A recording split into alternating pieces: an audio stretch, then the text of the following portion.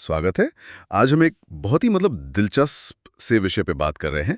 एक लेख मिला है, द इंटीमेट एकोज ऑफ माइक्रोमांसेस, हाँ। और ये बात करता है माइक्रोमांसेस की। ये शब्द शायद नया लगे कई लोगों को, जी बिल्कुल। पर ये उन छोटे, अक्सर अनकहे से भावनात्मक जुड़ावों के बारे में है जो हमारी आजकल की तेज रफ्तार और हमेशा कनेक्टेड दुनिया में बन रहे हैं। हाँ बिल्कुल। और ये वो बड़े पारंपरिक रिश्ते नहीं है जिनकी हमें आदत है।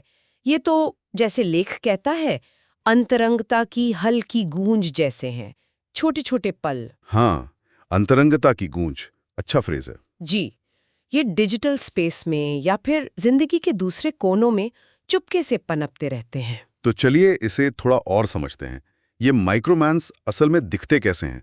मेरे दिमाग में आ रहा है, जैसे मान लीजिए ऑफिस में किसी के साथ लगातार मजाक चलता है, मीम्स शेयर होते हैं, वो सिर्फ काम की बात ना हो। हाँ, ये एक अच्छा उदाहरण है। या फिर जैसे किसी जानने वाले के साथ देर रात टेक्स्ट पर आप अपनी चिंताएं शेयर कर लेते हैं। अच्छा। या सोशल मीडिया पर ही देख लीजिए, किसी की पोस्ट पर लगातार कमेंट्स में एक हल्की सी छेड़छाड़ जैसी बातचीत चलती रहती है।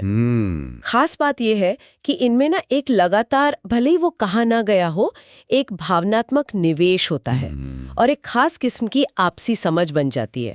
ये पूरे रिश्ते नहीं हैं, पर सिर्फ हाय हेलो से कहीं ज्यादा हैं। बिल्कुल। एक तरह से कह सकते हैं कि एक भावनात्मक फ्रीक्वेंसी मैच हो जाती है। ये वाकई दिलचस्प है, और ऐसा लग रहा है कि ये आजकल बहुत आम हो गए हैं, है ना? हाँ, बहुत ज्यादा। इसके पीछे क्या वजह हो सकती है? क्या सिर्फ ये कि हम सब ज्यादा ऑनलाइन हैं, या कुछ और भी है? मुझे लगता है शायद हमारी लाइफस्टाइल में। आप सही कह रहे हैं। इसके कई पहलू हैं। पहली बात तो, जैसा आपने कहा, जिंदगी की रफ्तार। कई लोगों के पास शायद वक्त की कमी है, या करियर पर फोकस ज्यादा है, या शायद पिछले रिश्तों के अनुभव ऐसे रहे हों कि वो एक फुल कमिटमेंट से हिचकते हैं। पर इंसान को जुड़ाव तो चाहिए, है ना? हाँ, उस जरूरत तो रहती है। तो ये माइक्रोमैन्स उस जरूरत को पूरा करने का एक तरीका बन जाते हैं, बिना किसी बड़े वादे या दबाव के। तो क्या ये एक तरह का रिश्तों का स्नैकिंग जैसा हो गया? छोटी छोटी डोज बिना पूरी जिम्मेदारी के। हाँ, कुछ हद तक कह सकते हैं, पर ये उससे थोड़ा ज्यादा जटिल है असल में। दूसरी बड़ी वजह है टेक्नोलॉजी। अच्छा। खासकर ये रिमोट वर्क। इससे ना वो पर्सनल और प्रोफेशनल दायरे की लाइनें थोड़ी धुंधली कर दी हैं। हाँ, ये तो है। वीडियो कॉल पर भी मजाक हो जाता है, टीम चैट में भी। बिल्कुल। तो एक वीडियो कॉल पर साथ में हंस लेना, या टीम चैट में कोई छोटा सा सपोर्टिव मैसेज, ये कभी-कभी सिर्फ सहकर्मी होने से आगे बढ़ जाता है। एक बहुत ही सूक्ष्म सा भावनात्मक जुड़ाव बन सकता है। और सोशल मीडिया तो है ही खैर। अरे हाँ बिल्कुल। किसी की पुरानी फोटो लाइक कर दी, किसी स्टोरी पर कुछ सोच समझकर जवाब दे दिया, या कोई कॉमन इंटरेस्ट मिला तो डीएम में बात शुरू हो गई। ये सब माइक्रोमैन्सी की जमीन तैयार कर सकते हैं। ये कम जोखिम वाले तरीके हैं।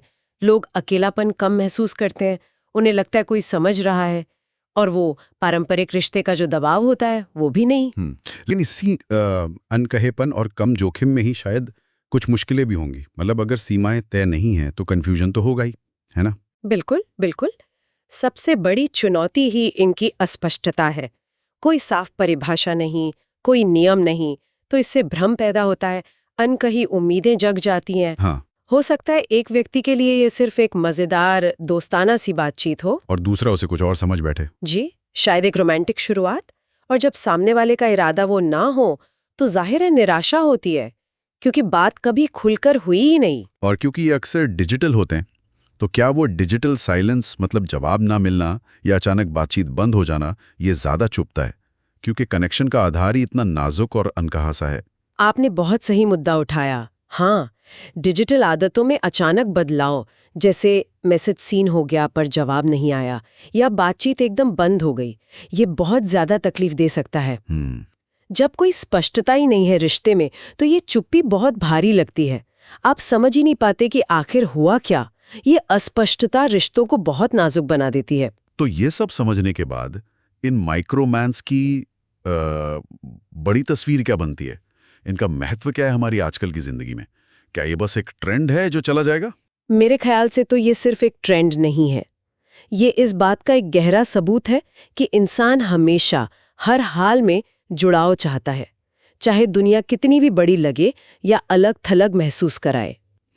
ये हमारे व्यस्त और कभी-कभी बिखरे हुए जीवन में अंतरंगता की वो शांत गूंज है, जैसा लेख में कहा गया है। ये छोटे-छोटे पल हमें समझे जाने का और एक भावनात्मक जुड़ाव का एहसास देते हैं, भले ही वो थोड़े समय के लिए हो। तो ये एक तरह से हमारे हमारे भावनात्मक इकोसिस्टम का हिस्सा बन गए हैं। हाँ, पारंपरिक रिश्तों के साथ-साथ ये भी चल रहे हैं। हाँ, बिल्कुल कह सकते हैं। डिजिटल युग में प्यार, दोस्ती, रिश्ते, इन सब की परिभाषाएं बदल रही हैं। इन्हें समझने के लिए इन सूक्ष्म पर असरदार जुड़ावों को पहचानना और स्वीकार करना जरूरी है। सही बात है। ये हमें याद दिलाते हैं कि जुड़ाव चाहे किसी भी रूप में हो, कितना भी छोटा हो या अनकहा क्यों ना हो, हमारी एक बुनियादी मानवीय जरूरत है और ये जरूरत सबसे अप्रत्याशित जगहों पर भी पूरी हो सकती है। तो निष्कर्ष ये है कि माइक्रो रोमांस सिर्फ ऑनलाइन फ्लर्टिंग या टाइम पास से कहीं ज्यादा गहरे हैं। ये हमारी कनेक्टेड जिंदगी में अंतरंगता और मानवीय जुड़ाव के छोटे लेकिन बहुत महत्वपूर्ण, जटिल और कभी-कभी उलझे हुए रूप हैं। बिल्कुल। और यहीं पर एक सोचने वाली बात सामने आती है हम सबके लिए कि हमारे अपने डिजिटल इंटरैक्शंस में ये अनकहे भावनात्मक जुड़ाव कहाँ-कहाँ मौजूद हैं। और शायद इससे भी ज़रूरी सवाल ये है कि हम इन नाजुक रिश्तों को कैसे संभाल रहे हैं। क्या हम इनके प्रति और खुद के प्रति ईमानदार हैं? इस पर यकीनन और सोचा जा सकता है।